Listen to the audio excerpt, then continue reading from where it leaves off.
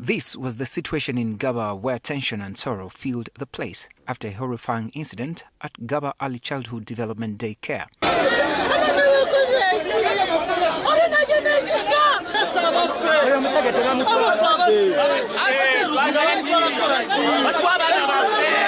For over 30 minutes, security were engaged in running battles with the residents, firing live bullets as they evacuated the suspect from the scene. Business in the area came to a standstill, with many forced to close their shops as the situation deteriorated.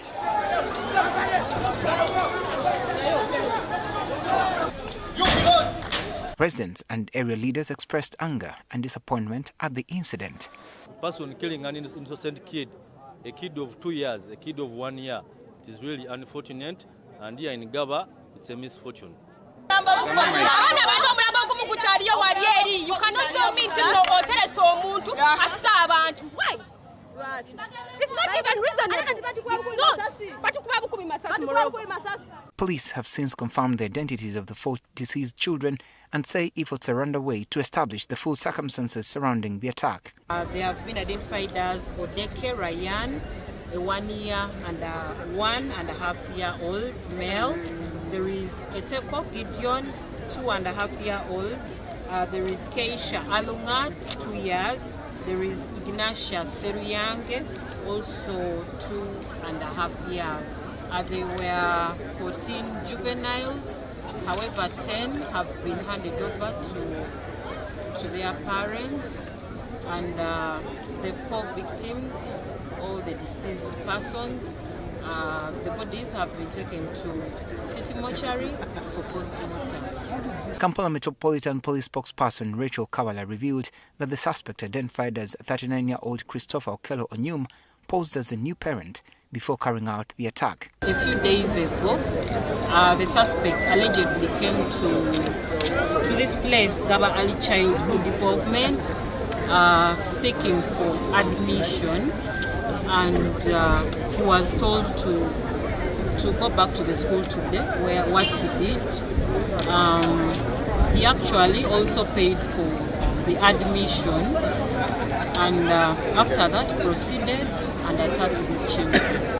Meanwhile, panic gripped other parents, many of whom rushed to the school, hoping to rescue their children.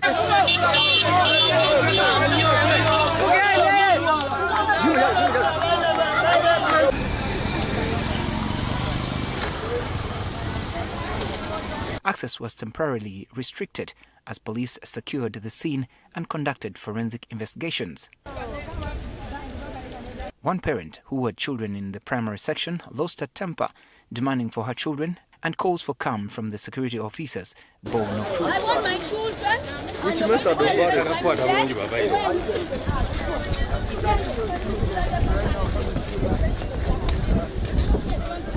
I am getting my children. My brother is there. I want my children. You can't carry me because I asked for children. You come down. No. No. They will take you away. I want my children. We want our children. We want our children. Give us our children. After hours of uncertainty, some parents finally breathed a sigh of relief when authorities allowed them to pick up their children safely.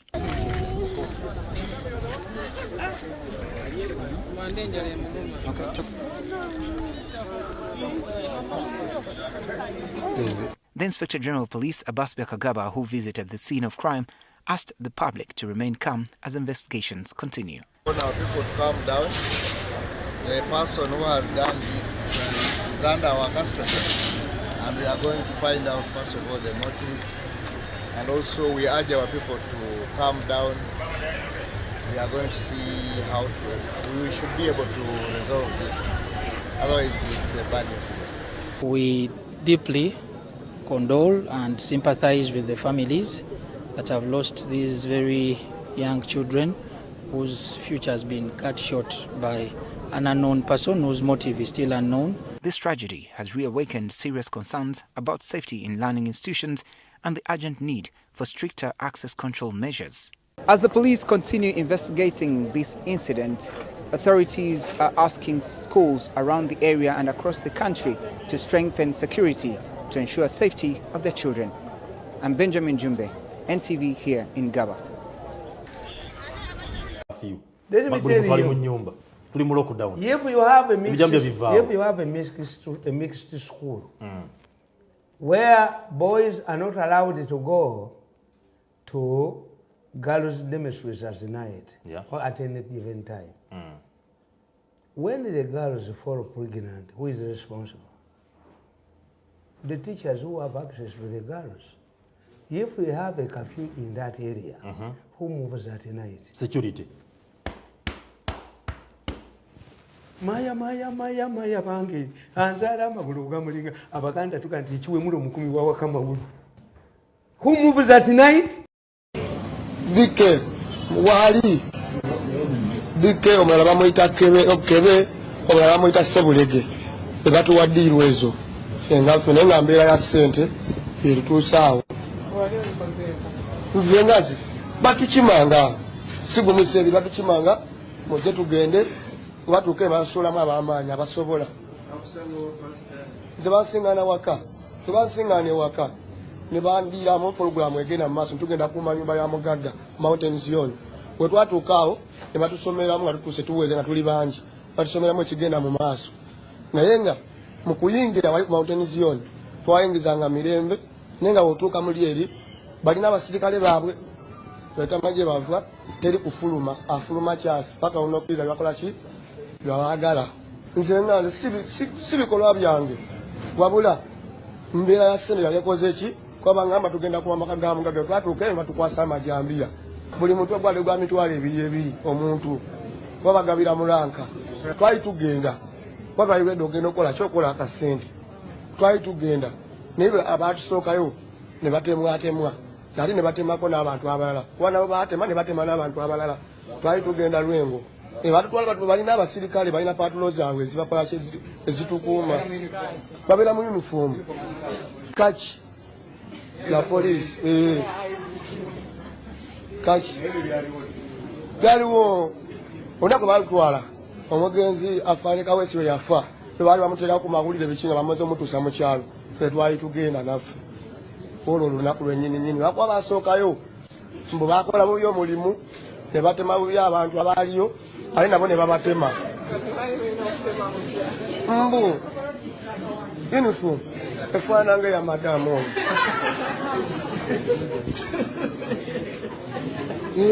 baba tukuma sategera mu ntema gya yagala tutememu sayo gye bayagala tutememu tusaje manya.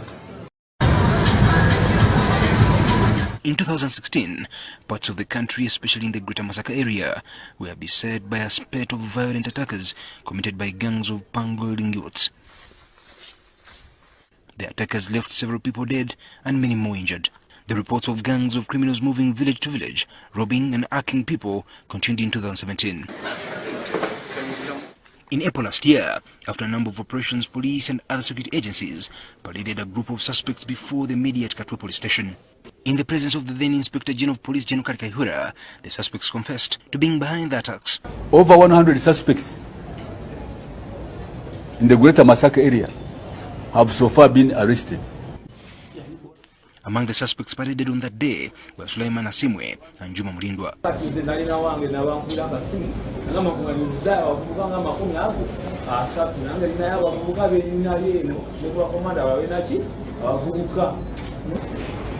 Nenga yalikuwa omukulu waffe waliwo senga waliwo bike nawa omulala bamuyita kebe omulala bamuyita bike wali. They claimed that police had promised them 25 million shillings and a poultry business each. Suza buli omuntu mwa emitwala milioni 2 mwezo mutano. Naye kuvolo siraba ngakote sendera lwago na lwatandika ni kyabanja senange bansubiza. Ate ne bananga abamubbe bankwata nabo bazemune bakwata bali rusira kati sawa zino. Kwa defu twakola mulimu gwabe bayagala okugabana tuli batemu tubagabana tuli batemu batukoye sensobi mugambe bike yatutekamo sente tugamba bike yatutekamo kisente tugenda ngola time bagenda tulaga bike ngomusajja batulaga tumulaba nganako nenga luganda tumukola ki tumulumindize ekyalwalamu amaanyi mukulu IGP mwenyini aba yeegaana yaliko sente yazigabira wa ekatwe laptop bag alutudde batugamba tisatuvaana bagenda bawa sente zamu tugenda okukola abantu bataka basigala bakulwanira waggulu ku kalina. The youths accused the police under the former IGP General Kaihura of using them and dumping them after achieving their goal of misleading the public. Gamba fasala kutukozesa nga kyenga kiringa bupiira komala kukozesa n'osuulaawo bateeka bintu byabwe bateeka mu mpalana nti bike tumulumirize gwe tutalabangako e Masaka gwe bagamba nsigenako Masaka. At the April 2017 press conference, Suleiman Asim and Juma Mulindwa freely explained how they used to butcher people with pangs.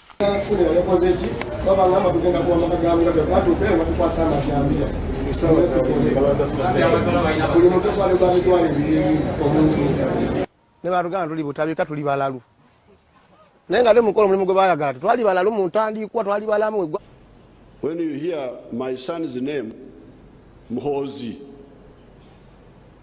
when he was born, I said, now I have got somebody to avenge me. That's what his name means. Now that I have got a boy, this is the one who will avenge me in case I am something wrong is done to me. Muhozi, the clan, was the one revenging on behalf of the offended.